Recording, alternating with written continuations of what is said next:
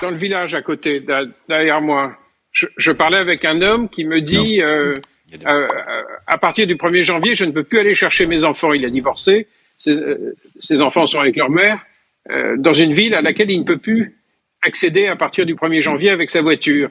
On est dans un département pauvre où personne ne peut mettre 28 000 euros pour acheter une UR5 électrique. Ça n'existe pas. Donc, on se rend compte qu'il y a un vrai problème de dignité. On est en train de fabriquer des gueux, des manants, qui n'ont plus accès au centre-ville réservé à ceux qui peuvent payer. C'est-à-dire qu'il y a une rupture de République, il y a quelque chose qui touche au fondamental, et lorsque j'ai fait ce tweet dans ma cuisine, je me demandais si j'étais le seul à me rendre compte qu'il y avait quelque chose d'extrêmement grave qui se passait en France. Et en fait, 48 heures après, je me rends compte qu'il y a 410 000 personnes qui sont venues le voir. Il y a une révolte.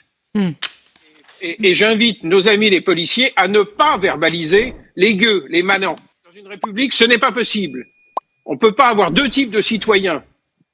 On doit revenir à un esprit de république. Et ces lois, l'écologisme est en train de déraper, de complètement déraper.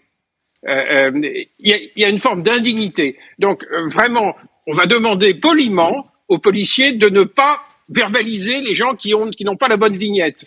Et alors, encore plus grave, ça crée une espèce de risque permanent où le citoyen est potentiellement, constamment, un suspect.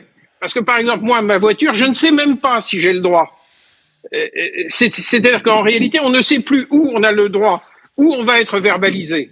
Pas être d'accord avec mon point de vue, mais je dis c'est scandaleux, c'est une honte, c'est soviétique, c'est pas la peine d'avoir liberté marquée sur les mairies. Dans les années 70, on circulait en ville, on stationnait, on laissait quasiment les clés sur le volant.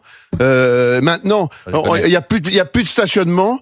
On est contraint avec des véhicules extrêmement chers. Et demain, on pourra plus se déplacer. Demain, on va être obligé d'être plusieurs dans les véhicules pour se déplacer. Enfin, mais grâce à ça, il y a moins de pollution dans nos villes. Mais moins de pollution de rien du tout. Tu respires mieux. Mais de rien du tout. Mais c'est un truc, c'est un truc d'escrologiste.